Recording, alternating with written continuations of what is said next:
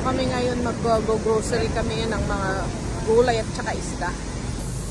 Dito kami ngayon bibili ng mga prutas, gulay.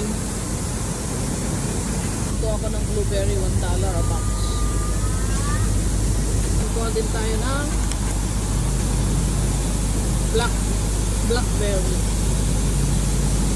$1. Kuha din ako mangga, $1 each.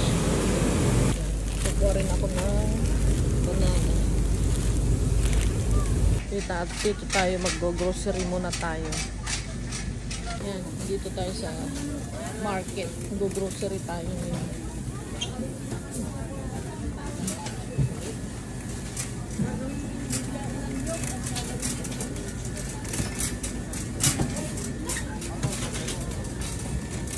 Ako ng isang patola para sa miswa.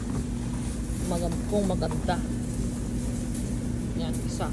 Pabili tayo ng ampalaya para sa pinakbet. Yan. Kuha tayo ng talong. Para sa pinakbet, 4 lang. Kumuha tayo ng pork para sa pinakbet natin. Ito, bibilin natin. Dried bisugo. Wala sila kasing dried danggit. Ito na lang. Kuha din ako ng itlog. Jumbo. Yan. Ayun, meron palang danggit dito. Yan, ang fresh niya, $8 yung danggit. Yan. Ito, pati yung napritong tuyo. Yan. Ah. Bibili pa kami ng noodle.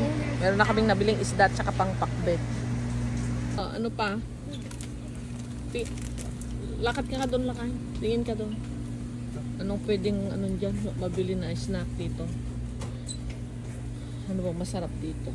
Yung Mr. Chips kaya. O kaya nasan ba yung gusto ko na dito?